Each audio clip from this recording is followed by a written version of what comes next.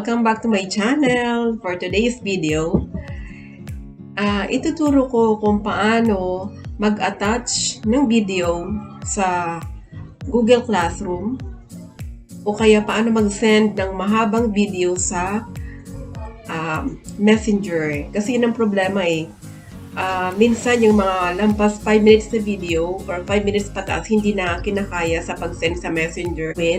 Dapat yung video natin nakasave na sa ating gadget. Yun, may naka-ready na tayo na video. Ito, pupunta muna tayo sa ating email account. Ayan, naka-open ako ng aking email account. Ang pupuntahan ko ay ang aking Google Drive. So, una kong nang gagawin, isa-send ko muna ang video sa Messenger ko. Yan. Click lang itong Google Apps. I-click ang Google Drive. Yan. Ito. Hanapin yung Drive. Ayan. So, ito na yung aking Google Drive. Ngayon, natin itong New. Tapos, file upload. So, mag-upload tayo ng file mula sa ating computer papunta dito sa ating Google Drive. File upload. Tapos, may manghihingi dyan ng Kung hanapin nyo kung saan nakalagay yung inyong video file. Okay, bawa sa desktop. Hanapin ko yung video ko dito. Na ito. Starch dish. Kuchinta. Open.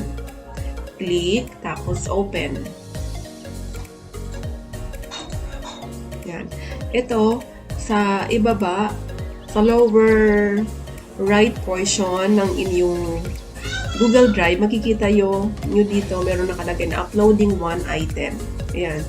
2 minutes left pa o pag-upload. So, yun, medyo matagal.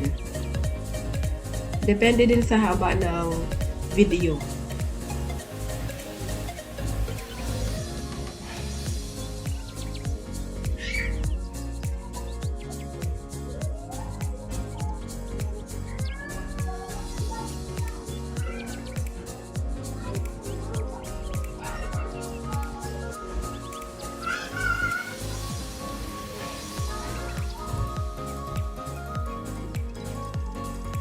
Kalahati na lang at matatapos na yung pag-upload ng ating video file sa ating Google Drive.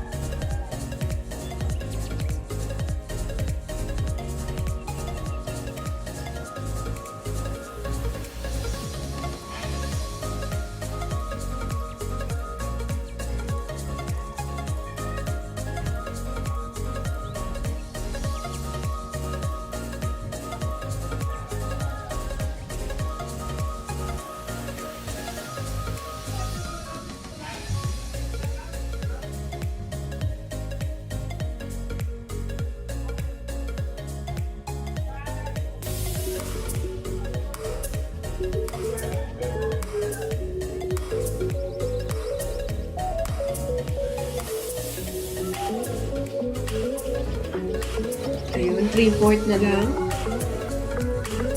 Then, ma-file upload complete na.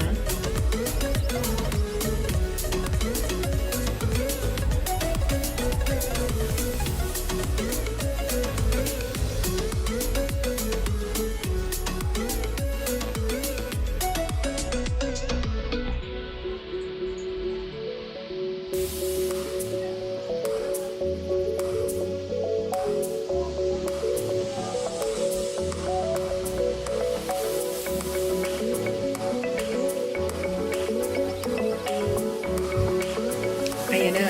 One upload complete. Yan, X lang natin yan. Ngayon, hanapin natin dito yung ating file na in-upload. Okay, ito yung starch dish. Ang gagawin natin, right-click natin to. Tapos mayroong magpa-pop up na mga dialog box. May pagpipilian dito, preview, open with. Ang pipiliin natin dito ay isi-share. Yan, isi-share natin. Click share. Tapos, yun. Para ma-open din ng iba na padadalhan natin, kukunin natin yung link. Dito, ang pipiliin natin is anyone with a link or anyone on the internet with this link can view. Yan. So, viewer lang siya. Hindi siya editor. Kaya commenter. Viewer lang siya. Kasi, ang purpose natin is papasa natin yung video sa ating sa picture o kaya kahit sino man para mapanood. Yan ang gagawin. So, meron kayo dito makikita ang copy link. Yan. Ika-copy lang natin yung link. Tapos, idadan lang natin. Ayan. So, na-copy na natin yung ating link. Ngayon, ipapasa ko kasi siya sa aking messenger. Open ko lang yung aking Facebook account. Yan. Pupunta ako dito. Hanapin ko lang yung name ko. I-ano na natin dito. Dito sa may nagbiblink na cursor, magra-right click lang tayo, tapos ipi-paste lang natin ang link, Google Drive link ng ating video na in-upload. Papadalhan mo nito ay kaya-kaya nang i-open ito kasi yung ating sinelect ay anyone with this link can view the file. Yan. So, yan. Ang next natin na gagawin ay ipi-paste natin or i-attach natin yung ating video file sa ating Google Classroom na kung saan meron doong assignment or mag-attach tayo ng video file sa ating Google Classroom dun sa classwork na binigay ng ating teacher. Ito na yung aking Google Classroom. Andito yung classwork.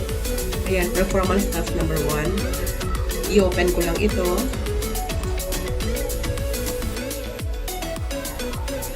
Yan. Ito yung aking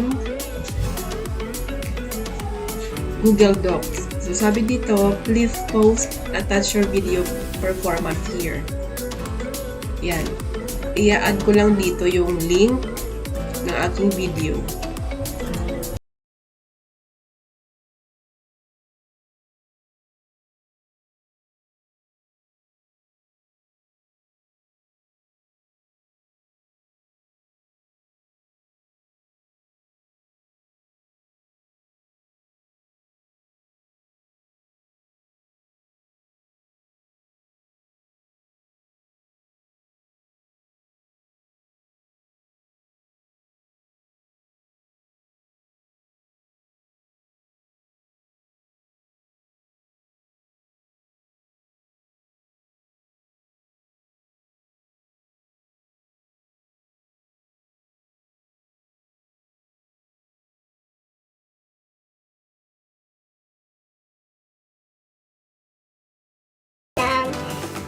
Malalaki yung MB sa Google Drive at dito sa Google Classroom.